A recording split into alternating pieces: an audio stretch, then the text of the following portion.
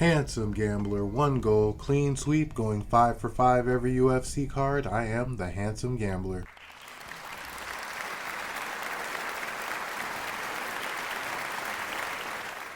Welcome back to another episode. This week we're back in the Meta Apex for Fight Night 276, Allen versus Costa. And let's be honest, folks, this card is kind of meh.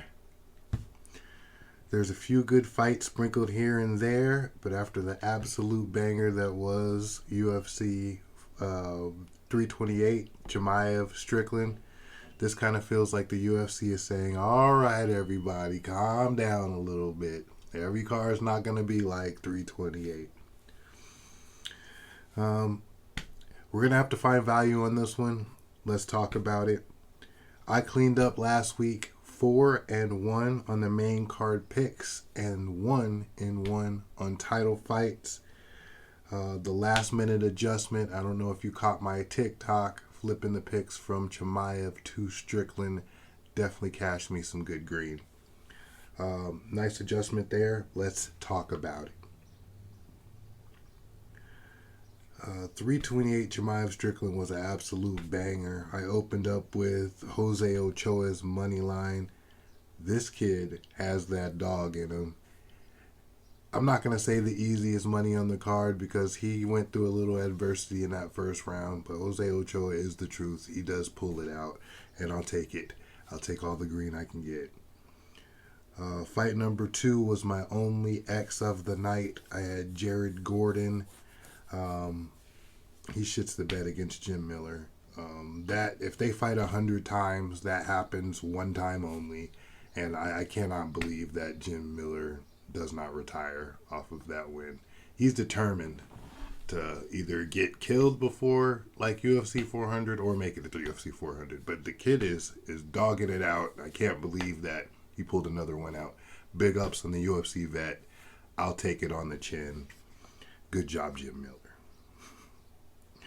Fight number 3, Grant Dawson. I hit the money line. I hit the sub prop. It was hairy. It was scary.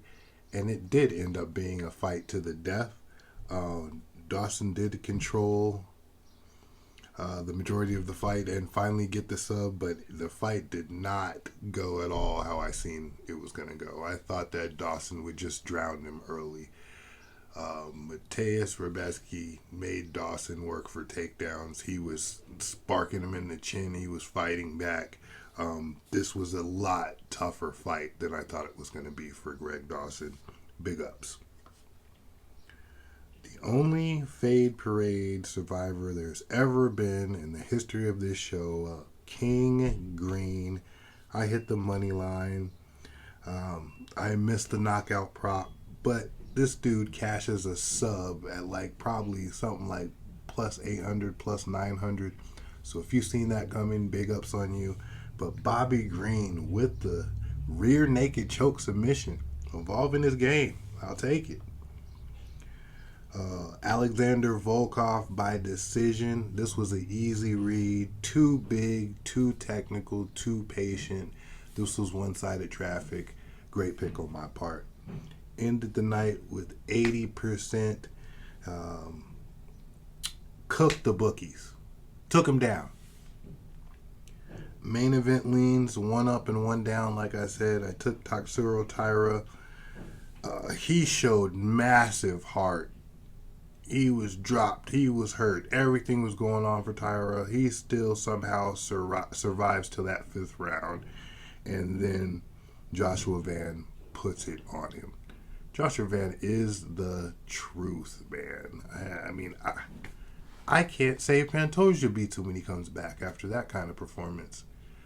The kid just, the power, the hands, the way he refuses to just stay on the ground and accept bottom position. He's the champ. He's the new blood. It was a great win, even though I had to eat a little crow and it wasn't what I wanted.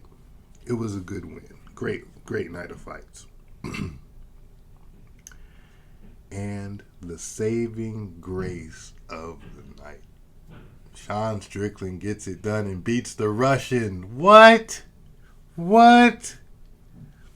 I did switch this pick Last week's show, I did take Chimaev, but if you caught me on my TikTok, this was the best video I ever had last week, y'all.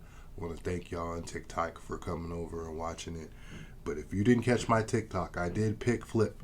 I went from Chimaev to Strickland, and that was a good call because Strickland got it done. Strickland may have only lost one round. Just the first round. And then turns around and wins the second through the fifth.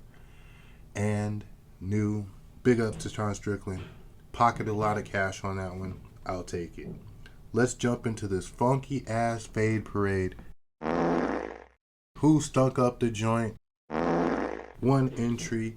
That entry is Jared Gordon. Losing to Jim Miller at 40 plus years old by submission like that, you gotta question it. I don't know if it's hearts and fighting anymore. This was a New York versus New Jersey fight, so I know he did not want to lose that fight. So, I mean, I don't know. I don't know if he didn't take the fight serious, if he didn't train. Either way, I'm off the Jared Gordon train. Never to be seen on the Handsum Gambler again. No more Flash. That's it. Bonus time. Who got paid? Who got paid? Because we got paid.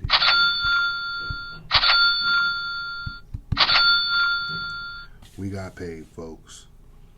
Joshua Van and Tatsuro Taira, 100K for their Fight of the Night performance. And Performance of the Night performance, 25K for Yaroslav Amosov and Jim Miller for their finishing bonuses. Salute these men for some primetime violence. That is what we watch the UFC for. But what do you watch this show for? This week's green check mark picks. Let's get into it, folks. Fight number 1. I'm taking Shauna Bannon over Nicole Cagliari in the opener. She's taller, she's longer, and I feel like she's had a stronger strength of schedule to this point in the careers. Cagliari gets hit way too much. Girl gets touched. I mean, she has power, but she gets touched. I think that this is the perfect fight for Mama B to turn everything around. I see her staying on the outside, winning a 15-minute striking bout, and I'll take the money line for Mama B, and I'll take the decision prop for Mama B. Give me the dog in the curtain jerker. Fight number 2, Daniel Barres over Luis Goulet. Barres has more experience, more tools, more ways to win this fight. Unlike Goulet, he's actually won a UFC fight before. Goulet has never won a fight in the UFC, only his contender fight. This pick is more about how bad Goulet is and not about Daniel Barres at all. I'll take Barres' money line, Barres double chance, KO and sub. If he gets Goulet out of there, pay me double, pay me both bets. I'm going to risk it for the biscuit. Daniel Barres over Luis Goulet. Fight number 3, folks, tread lightly. This is a biased pick. Told you about Buchecha 2 or 3 weeks ago. I'm telling you about Jacqueline Cavalcante for this coming fight. I'm partial. I think she's the prettiest woman in the UFC. Jacqueline Cavalcante. Okay? Prettiest woman in UFC. I'm taking her over Caitlin Vieira. She's peaking right now as a fighter, if you ask me. Vieira's tough, but she's too hittable, too slow for this matchup. I see Cavalcante winning a easy 15-minute kickboxing/boxing match. Neither one of these girls grapple too much. Give me Cavalcante's money line. Give me Cavalcante by decision, as Caitlin Vieira is dog tough and does not get finished much. Cavalcante money line. Cavalcante by decision. Moving on to pick 4. This one's going to surprise a lot of people, but I'm kind of trying to zig and zag where other people are just targeting big name fights. I'm looking to get some green, folks. Watch me on this one.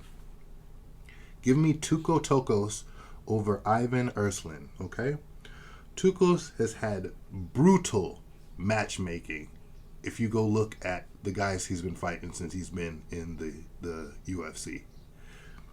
Erslan, somewhat of the same, but I feel like he's been giving winnable fights that he's just dropped the ball. Give me Tuco Tokos, money line, and then a double chance of decision and KO. I feel like he's just the better fighter who's taken on the stronger strength of schedule and is kind of he's not winning because of the matchmaking. Erslan's not winning because he's a bad fighter. We'll see how this plays out. Tukos money line, Tukos double chance, decision, and KO. Pick number 5. Thomas Gant over Artur Menev.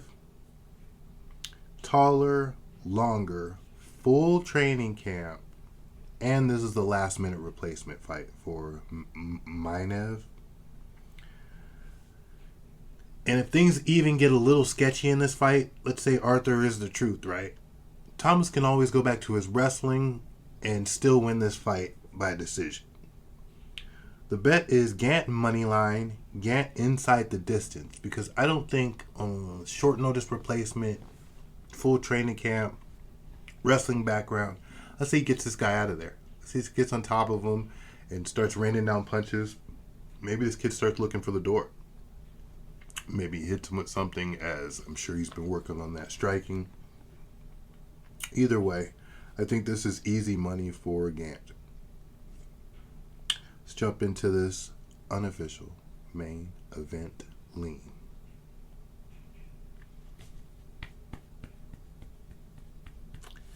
This main event feels like a changing of the guard. Earl Ends from that old school. Ezekiel Costa is from the new school. Costa is younger, he's longer, he's the more dangerous of the two fighters. He's willing to push the pace. I feel like if this becomes like a battle of an attrition. Arnold Allen feels kind of like plateaued. He's done everything that he's going to do in this sport. I don't see him getting a title shot in the future. He's just kind of like a professional fighter. He's a professional fighter that is plateaued, and I don't see him getting any better than he is right now. But the title shot's not there right now. So give me Ezequiel Acosta money line. I'm going to take the over 2.5. And I'm going to take a double chance of sub and decision also.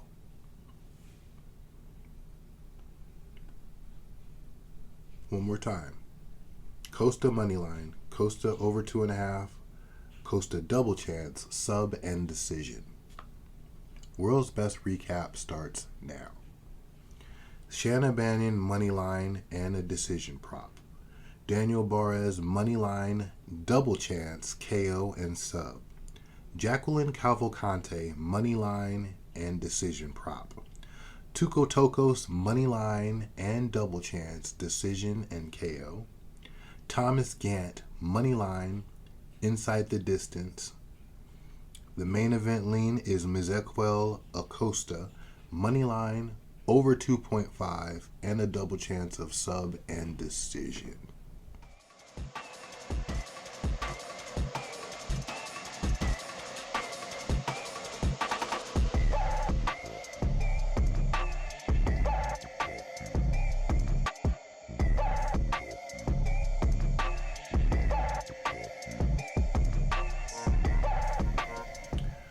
Not every card needs superstars, folks. Sometimes the money is made in the weird apex, meta apex, as they call it.